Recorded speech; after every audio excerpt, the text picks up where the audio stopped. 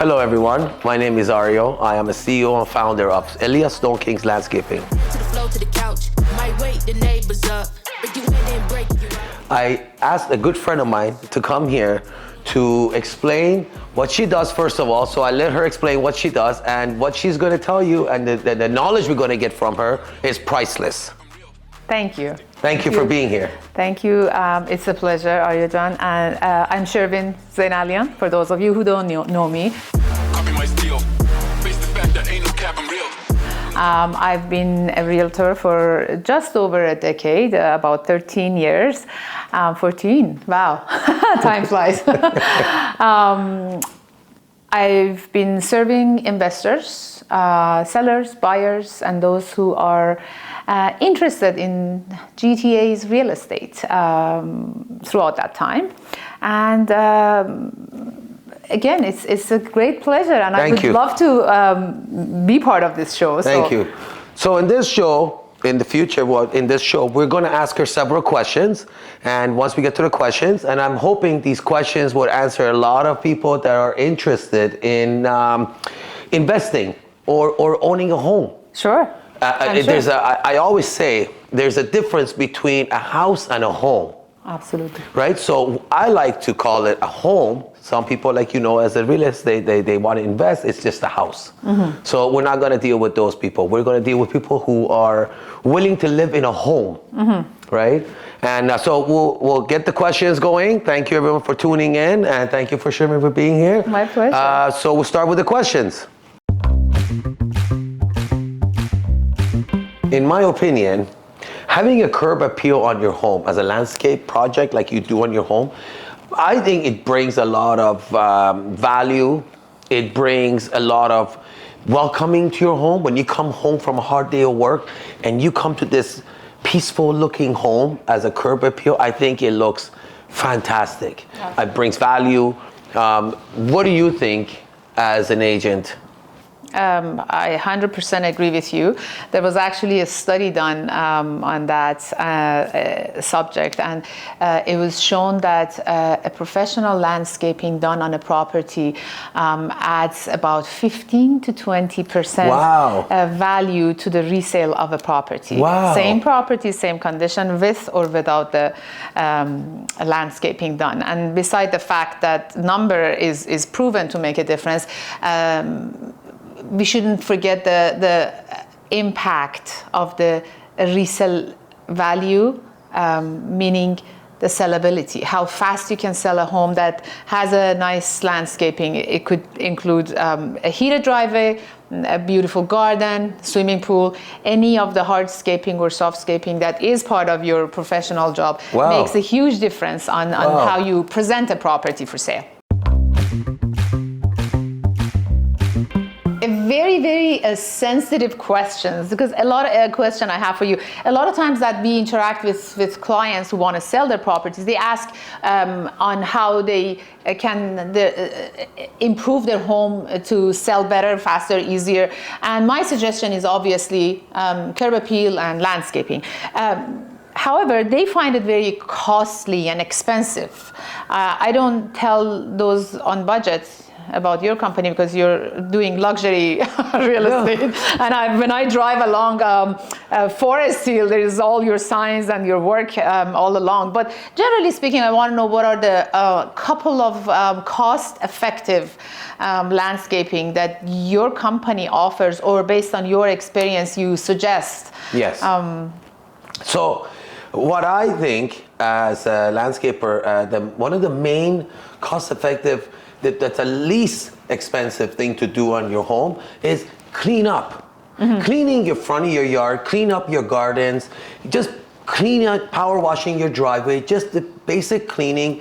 It'll cost you very little. Like we're talking maybe $1,000 to $1,500, and that makes a huge difference. But if you want to invest a little bit more, another thing I personally think that looks really nice is front entrances, where your staircases leading to the door. A lot of homes are concrete. I would flagstone that. Very low cost, but again, it makes the house look so you're not seeing this ugly concrete as you're entering the house. Another thing is the railings. Right. If you change just the railings, makes a huge difference. The lights, huge difference. So there's a lot of little things that you can do that will enhance the house, and is very cost effective. Trees very perhaps, because I suggest a lot. little bit of trees, gardening. yeah. But again, this is we're keeping it as minimum. Okay. And that's your minimum. So I hope I answered your question. Well, you did. Thank you. Thank you. As a landscaper, when I go to a house to design this backyard or front yard, most of the time I ask them if they have kids, how old are the kids, what are their intention of this landscaping? Are they modern? They like the modern look, or they like the more traditional landscape look? I guess if, let's say, Mrs. Jones coming home from work, does she like to go and dip in the pool, or does she like to go sit by the fire? So all these elements that we gather or get this information from this home, from this owner, it makes a huge difference on landscaping. So everyone has their own taste. That's why I want to ask you the same question. What is your take on your clients? It's 100% the same as you just mentioned. I usually do a short interview, and based on the personality, lifestyle, and the type of family living that I know of my clients, or I get from them as a feedback in a little mini interview, I search for the property. So, for example, you just mentioned swimming pool. A lot of people don't like swimming pool, or they prefer just a jacuzzi, or they prefer outdoor kitchen. They are more into barbecuing or throwing parties outside.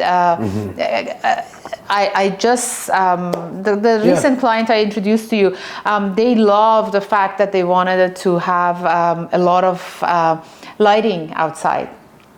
So landscape lightings and effects all around their backyards and front yards. So it's pretty much the same concept when people are investing in landscaping. It goes back to the lifestyle. So our work is pretty similar. Well, I wish I could be as luxury as you. No, you guys are good. Thank you for answering my question. Thank you. Ario, as a realtor who've been full-time throughout all seasons, I've been working in the market, home shopping for clients. A lot of times, considering the extreme weather changes in Toronto, a lot of times some homes look more winterized or winterscaped compared to a lot of other properties that might be also landscaped professionally, but they don't look as good during the winter time or under the snow. Or how would you? Yes. What is your intake on that? There are plants that are made for winter, like evergreens. Evergreens are all season, all year round. They're green. By having, so landscaping should work in every season. You have your summer, you have your spring. So your spring flowers should bloom. In the summer, your summer flowers should bloom. In the fall, like a plant called burning bush. A burning bush turns fire red in the fall, which is beautiful, which I love using in a lot of my landscape jobs. And then winter comes around the corner, then your evergreens, the different colors of blues and the greens, it should enhance the house. So yeah, that's a very good question, that there are different plants for different time of the year, and every plant should do its thing and enhances the house in every season. Should have a different look on your home, which is winter landscaping. Unfortunately, a lot of people don't put their mind into it, but it's something that you should consider if you are planning of doing landscaping in the future. Right. Thank you. Great.